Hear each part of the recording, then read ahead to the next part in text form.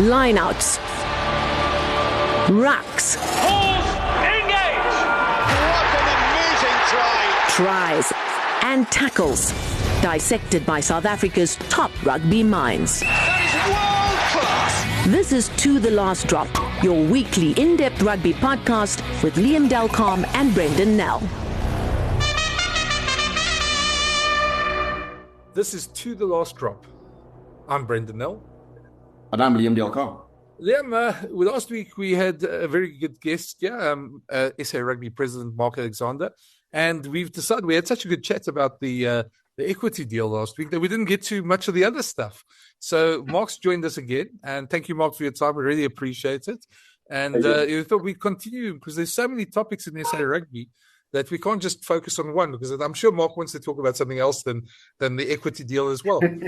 Yeah, I think we're all a bit tired of equity. Well, we know it's important. So, and Mark, and I'm at the moment, I know there's also limitations of what you guys can talk about because there are NDAs and there's a process, etc. So we'll handle that again. But let's maybe start, Mark. First of all, you know, I see the World Rugby's Exco. You were elected again. Are you, as Will Collins said, one of the old farts, or are you there to change? By the number of votes I received, it tells you if I was one of the old farts or not. But again, you know, we were supporting a different candidate. I believe that World Rugby needs a different mix of leaders now because of where we find ourselves in the world. And I think, let's hope for the renewal process to work now. We can take rugby forward. I think rugby around the world has become a business. It's not the sport is one part of it, but we are in the sports entertainment business, and we more into the entertainment. And we're running a business, just not an amateur structure anymore. Just briefly, I mean, because you're back to different wars, are there any bridges to be mended at Sydney Harbour or otherwise with Australia?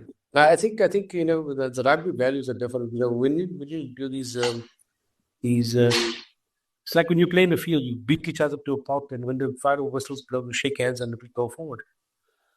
And the same with Rob. You know, we had no problem with Rob. Even when we decided how we in a boat.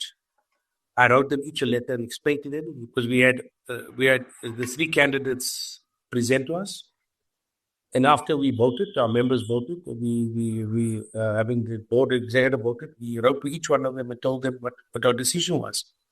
We never had it away. We were quite clear. We even told Sansa where we voted. You know, and I know this is the first time that Sansa never stood as a collective, and so didn't the Six Nations, because I think we're all looking for a renewal process, and it's good to have a do. You know, Bo was a fantastic rugby player, but you know, from here every year you need to evolve as an organization. We need to change, and things that need to evolve. As a council member, what do you want to see happen over the next few years? What is the thing that you want to drive? I think you know the one thing that I've been lagging on is about sustainability of our members. We need to make sure that our members are sustainable. We need to come back with innovative ideas of how to make members sustainable. We'll talk things like shared services and doing things together. We don't all have to develop things on our own. We can share those services and do it as a collective, because we're all duplicating exactly the same things. And that's where the money is going out of the door. We need to look at how we can grow the game organically. You know, so I'm talking about the game in the world. I know we're looking at the American market, you know, FIFA was not that successful in the American market, and we need to learn from those problems of FIFA. And I think World Rugby is focusing on the women's game mainly there, which is growing. It's strong there. And so there's a lot of things within World Rugby that need to change. We are threatened with a class action against player welfare, and the player welfare component, we've got a big contingent of doctors that are constantly looking at ways of improving the player safety, player game time. You know, we have on our committees now. The new committee has representatives like we have for South African Rugby from the players at all levels. So we need to listen to the players. You know, the game is about the players. The most important people here is the players and not the officials. We are merely the coordinators of the activity. So I think going forward, the game is under threat from this class action. Hey, we need to find ways to make rugby as safe as possible for players to participate. Mark, I think one of the biggest problems, and it's probably the most central problem, and I know I'm not discounting player welfare, But we're not medical officials, and I'm sure the medical guys will work all those things out. But one of the biggest problems that rugby has, in my view at least, is the fact that we never get to what I call the Loch Ness Monster in rugby, the global season. Everybody looks for it. Nobody ever finds it. We never get to it. And you guys have seen firsthand the problems with player welfare in terms of the Currie Cup and the problems you had there with the arbitration. South Africa can't carry on playing a 12-month season. That's not sustainable in anybody. Is there any light at the end of that tunnel? I know it's a very open question, and there's so many factors in that. We got to a position, but again, you can't talk about professional rugby with the professionals sitting outside the room, and that's our problem. And mainly the two leagues that is not controlled centrally, England and France. You can't have the LNR representatives sitting outside the room while you got the FFR sitting in the room, and they have to negotiate all the time. I firmly believe we need to have them in the room. Give them a seat at the table and let's talk to each other, not about each other. And similarly, and I said it so many forms, we need to make sure that our franchise owners are inside the room, not outside the room. Because we can't talk about them, we need to talk to them. And it's not about giving away control. There's no control to give away. We all in this thing together. And we need to be talking to each other and not about each other. And that's the problem. You're never going to get to a point where you really can come out and say, now we got a global season. And we are trying now, there's some initiatives, they've got some kind of agreement, but we still don't have them sitting in the room. You need a French league in the room and you need the English league in the room. And together we come and we compromise and we find a way to have one global season. But you have the members from the RFU and not from the PRL in the room. Yeah. You have members from the FFR in the room and not from the LNR. And I can promise you, the guys from the professional, they're not unreasonable. They also want to get to a point. But we need to talk together, not separately. I agree with you on that because I mean, one of the problems that we could end up going to is very much a problem that football's had for years, is that the clubs become so powerful. At the moment, Test match rugby is the cash cow. It's the elite thing. But the more say that the clubs have over it, and it could actually threaten your Test match model as well. It's not about who gets the most say. It's about complementing each other's programs. And that's what the guys are. I just say, why have this meeting? Then the RFU and the French Rugby League goes and they're going to negotiate. We need to have them sitting in the room. It's a guy, this is the calendar. Let's work out. Okay, you can't do that. Can you give this way? Once you sit in the room and you negotiate this together, we come to a point. And that's why it's so important that we have everybody at the table, not sitting outside the ring. And I know it's a world sport thing. It's FIFA has it as well, where you got the clubs and we need to think differently. We need to open this thing and bring everybody to the table. We all in it together. We're not competing against we talk about the same players, just wearing different hats at different times. And we need to collaborate. And collaboration is so key to get to a global season and to get to a better outcome for rugby. Mark, if people are a little bit skeptical about that, whether it's players, whether it's fans, because we've heard about global season for I don't know how many years. Over 14 years, we're talking about it. But, a lot has been said about it. A lot has been promised. Why should it be different now? In other words, why should people believe that we will actually get to a point where we get a global season? When, as you explained earlier, I mean, when officials arrive at these meetings, they obviously have their constituents that they have to represent, and they're not necessarily pulling together in the same direction. And you must understand, so you see, let's just look at the RFU when they get their players. They pay a lot of money to get their players back. They pay a fortune. But remember, they got this cash cow called Twickenham. Not only rugby, that thing generates money for them. When we play there, they do £8 million profit per game. So they can afford to do this. So there's no real urgency to get this thing over the line. We need to make sure that when we talk rugby, we have all the rugby. Everybody involved in rugby must be at the table. Everybody involved in the professional arm, the amateur arm, because now those leagues, the PRL is not sustainable. The URC is not sustainable. The EPCR is not sustainable. We need to be talking. We need to collaborate more. So I think where we're moving now, the players at the table, I think we're moving closer to each other. And I certainly hope that in the next few years we can announce the global season. You mentioned the URC a moment ago.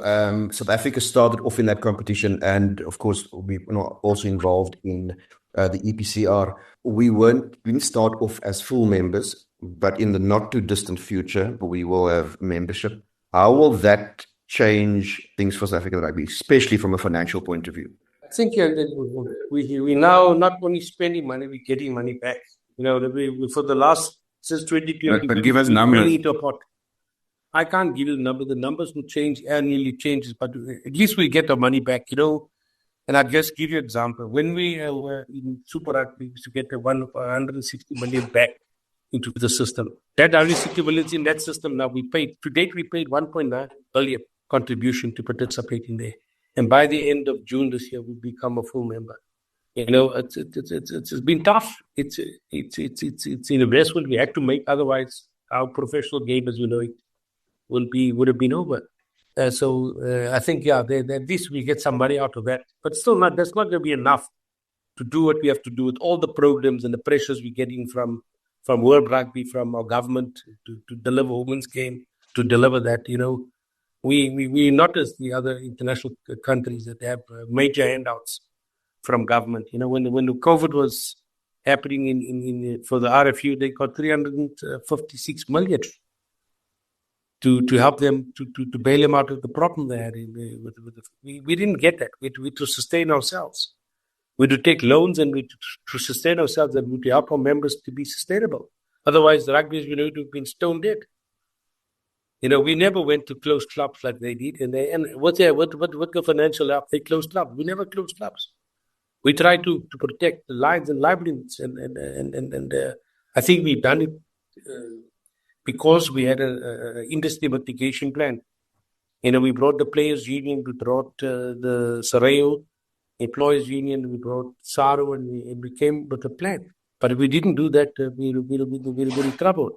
So yeah, it's tough, Liam. I hear you, and I just hope that with the players now participating at the highest level of World Rugby, they can change things and change it for the better for all of us, for all the players. This is about the players. It must be better for the players. It must be better that we can deliver our programs and all participate in the things that World Rugby has put out to develop. It's been tough to deliver tournaments if you don't have a proper funding of those tournaments, locally and internationally. I was going to say, Mark, there are obviously these problems, but I think Liam and I have had a number of conversations over the years at other functions or at places we tend to run into each other. The one thing that we can say is that the URC and the EPCR has been extremely good for our rugby in the sense of just a pure player thing, bringing players back to South Africa, increasing the depth in our teams from where we were in Super Rugby. And I know we've had these conversations when New Zealand made that decision, you had no other choice but to look that way. But in the Springbok sense and in the URC sense, and we've had a South African team in the URC finals in the last 3 years, it's been really good for us. Yeah, it has been very good for us. I think what we don't take into account, a lot of these players are young married couples. When we play in the Southern Hemisphere, most of the time, when they wake up, their families are sleeping. And then what happens? You now have to wake up 2-3 o'clock in the morning to talk to your kids. Because you've got small kids, you need to be in touch with your family. And then player welfare goes out of the window. And the traveling alone, Actually, if you look at the championship even that we play now, it's not really sustainable. We just about make it to play there. Now, consider the time zones. Our time zones are good for us because it's good for television back home. You don't have to watch from 6 o'clock in the morning to 1 o'clock in the afternoon or 12 o'clock at night. The time zones are perfect for us. So we can watch our players play. Our players are coming home because most of them, you speak to a guy like Vincent Kopp, he'll tell you the problems he had by traveling to the Southern Hemisphere. And there are so many other players who tell you about just the time zones got to them after a while. And the long trips, those 4-week trips, 4-5-week trips to Australasia, got to the players eventually. It was good while it lasted. And look, Super Rugby was good for us. When we started, the championship is still good for us. But it comes at a cost.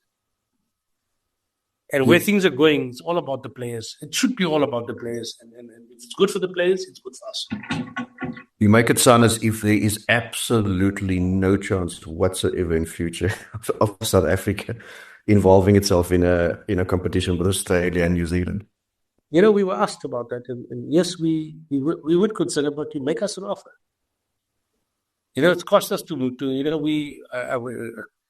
we also remember what happened to us when we were dropped overnight. That there was no forward planning that we would be on our own.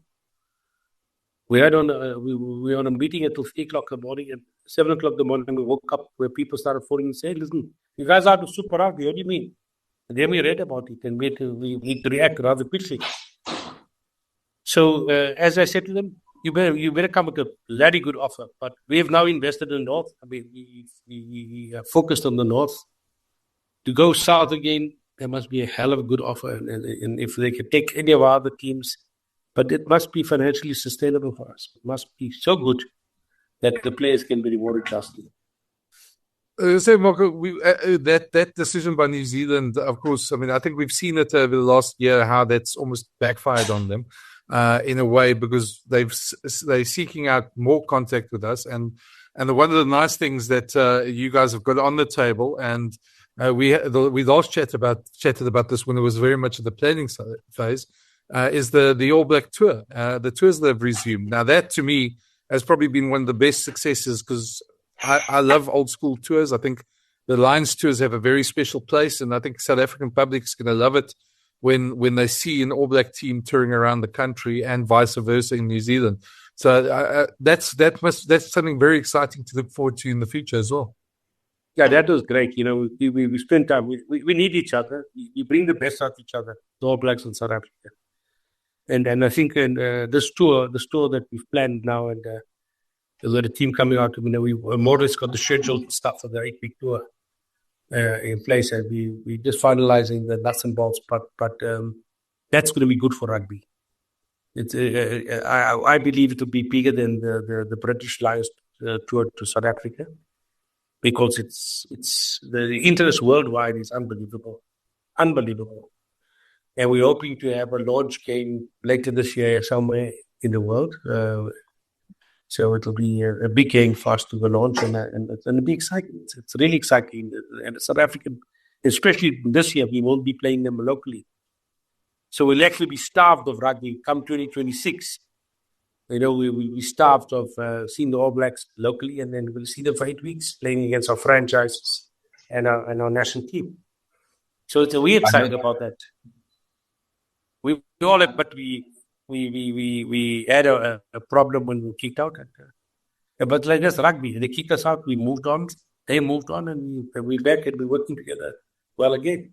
I know it's modeled. Those tours are modeled around what's happening with Lions tours. And if I may, I think the only slight regret I have is that although it's a step in the right direction, that you don't take the All Blacks to places like Kimberley, Potchefstroom, Welkom, maak hulle sag eerste, and then you play the test. Play them really Boer first, and then four of them go, and then you go play next against somebody else, another 4 guys go. But for the tour actually starts with that, so we soften with that. Look, we're going to try and take it wide in the country, because no matter what happens, we need to take the game to the people here, and we're going to move games around, but we can also play games. We also remember that we have franchises that spend a lot of money in upkeep of stadiums, and there are a number of unions, like the Free State and the Pumas also do spend a lot of money in the upkeep of the stadium. So we must make sure we can help our members to grow their revenue streams and to sell boxes as well. So we will do it in a responsible way, that we go forward with these tests. It's going to be fun. It's a bit of fun. I'm just waiting for the final sign off of this thing before I start to think about the Black Ferns and the Maori over that same period. So we just want to finish phase 1, and then we'll go to phase 2 and 3, and see how we can make whole 8 weeks of rugby fun in the country. We'll be Wednesday and Saturday games, and really have fun, because those are good tours. Wednesday and Saturday tours, and I think South African public is dying for something like that again. Yeah. Mark, I agree. I mean, that would be wonderful if you get a Maori team and the Black Ferns out at the same time. I mean, that would be really great. So I know there's logistics and there's a lot of things that still need to happen there. I was wondering while you're talking there, I mean, there's an obvious, we spoke about sustainability in the last chat and and you mentioned it in this one as well. So there's obviously a tour like that ticks all the boxes in terms of being sustainable because there's a huge public interest. But are there any other tours that could be? Are we going back to a stage of tours? Because I know World Rugby is focusing more on the World Test Championship, which brings other sort of questions of Middle Eastern countries and sport washing and all that sort of stuff into the conversation. But are there any other tours that are sustainable? And second of all, just on that as well, Australia were quite upset when they found out about it, about that your guys' plans. Has that? We asked you last time with the World Rugby vote, has that been mended? But are there any lasting consequences on that? No, I think I understand. The Australians come to terms with it. Our partners have come to terms with it. We were open with them. We went to the meeting. We explained to them what we're going to do.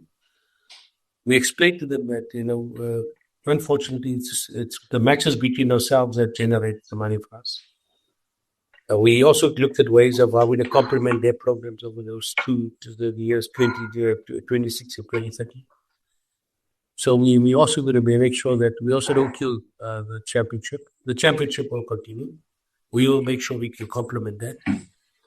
So it's all not doom and gloom for them. They got other opportunities over the period. So we will play against them as well over that period, the two teams. But this is our focus now. And I know they were upset, and so was Argentina. But again, we can be sympathetic, we can hold hands with them, sing Kumbaya, but we went bankrupt and we all go bankrupt together. We need to generate money. We're not getting enough money. We also try to speak to World Rugby about releasing some of the inventory back to us for the World Cups. World Cup costs you a fortune, and the distribution we get from World Rugby doesn't even pay a portion of our bonuses for that period and the build-up. Building up to World Cup costs you an arm and a leg. And if you look at our FIFA dollars, they give their player members 40 million. And then as you progress, you get more money. And the 40 million. Ours, we get 40 million over 4 years. Well, just under 40 million over 4 years. And it's not sustainable. You can't build a product like that. And if the money is good enough, we ask people to give us the front of the jersey back. But that puts a lot of money back to the unions. Those 12 tier 1 nations, you can just get the fund back. We can sell those for the World Cup years, and we will sell, not competing with the World Rugby sponsors, but just give us that front back. It's just to help the unions be more sustainable. Give us the platforms. You got Rugby Pass. You got that platform there. Why can't we use that platform and white label it? That we can have a South African Rugby channel, we can have a New Zealand channel, a Fiji channel. We pay you for that, but you got it, you developed it, you bought it. Let us just use the same platforms. And those are the type of things we're looking about sustainability for the teams. Because if one out of the 12 tier 1 nations, if one or two of them fail, you're not going to get the same value from the sponsors for your product. You're not going to get the revenue you're expecting at the World Cup from the World Cup, because the 12 tier 1 nations is your core product at the World Cups, and so that's where World Rugby generates most of its money. So we need to think out of the box, that we also don't kill the World Rugby's pipeline, but also grow the pipeline of its members. Mark, we often hear about sustainability, and there's not enough cash coming into the game. Shouldn't the case then also be made for rugby tightening its belt collectively? Because there is in terms of expenditure and I suppose in many ways unnecessary expenditure, if that is needed, if the game is going to actually grow in the key areas and the important areas. Are those conversations being had, or is it? I think we're first keep up with football and other sports to sort of grab eyeballs? We had our first meeting in September regarding sustainability. So there's a couple of work streams that we've done with the members, and mainly the top 12. And that's not only for the top 12. You can't get all the nations there. But at least you got the top 12 tier 1 nations there working on a plan to look at ways, how can we collaborate? Collaboration is important. We don't all have to develop these things. If we collaborate, we can reduce our overheads. And that is key for the thing. Yes, they have started that. The first meeting was, I think, on the 25th of September this year. And there's a group, and we're going to work streams, the CEOs of the various structures are part of work streams that will look at a plan to make us more sustainable. Mark, just one sidebar was something that's important to me, obviously, and I felt, and I've said it on the show as well, the World Rugby maybe messed up the World Cup Sevens in Cape Town and logistically with the schedules and things like that. And the Cape Town Sevens has struggled to recover. That was, before the World Cup Sevens, probably the biggest tournament in World Rugby for Sevens. And since then, you guys have struggled to get the crowds back for a number of factors. The schedule keeps on changing. This last weekend, less games as well. Very different schedule. Is that being addressed? Is that being looked at?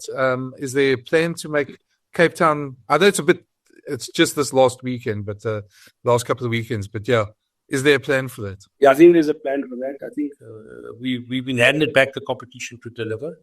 So we now, before World Rugby was delivered in the competition, there was a belief that it could generate more revenue from each person participating at who attends the sevens, and it failed. And I think we identified that some of these changes failed, and now they're handed back to South African Rugby. So yes, it's in the evolve. We are taking the full control of the sevens again, but World Rugby structure on sevens has changed.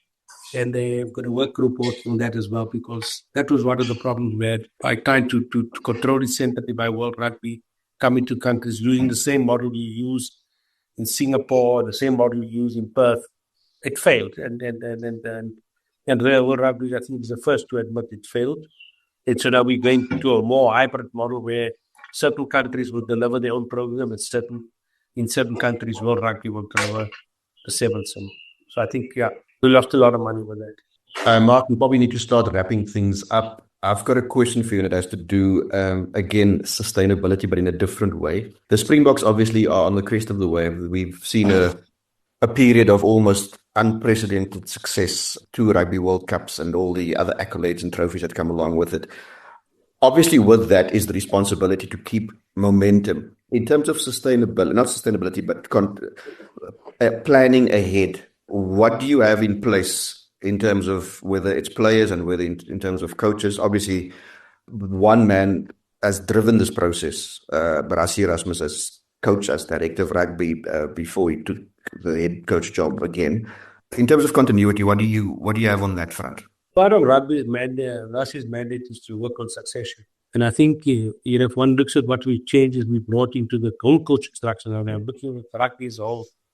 What we've done for the under-20s, what we've done for the sevens. We've changed the coaching structures for rugby by bringing in consultants and specialized consultants to work with young coaches and help development.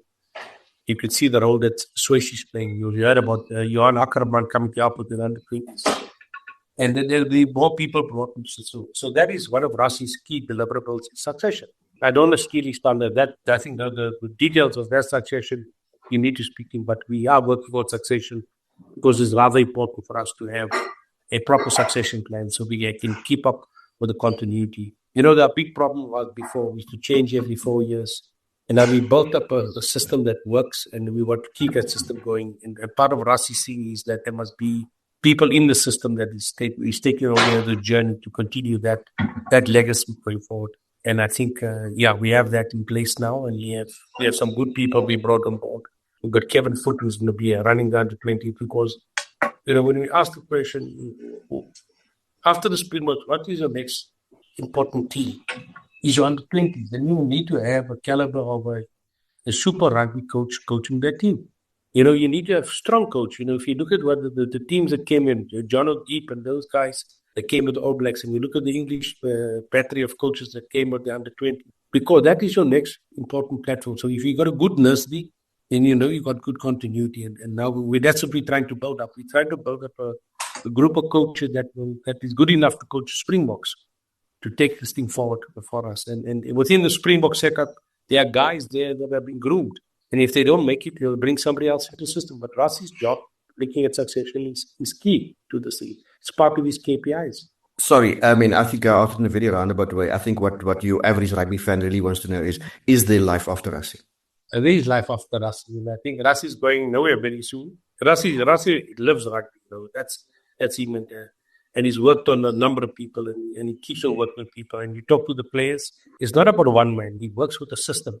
And it takes a whole lot of people with him. You know, you've got young Dwayne is also there. And Dwayne been working with him for over a period now when he was still a player.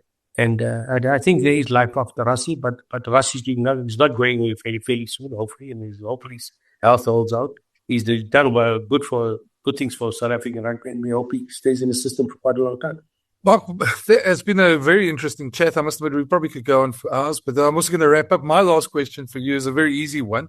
It's close to Christmas. What would you want for the coming year for SA Rugby? Would it be the equity deal to conclude, or unbeaten Springbok team, or what would your wish be?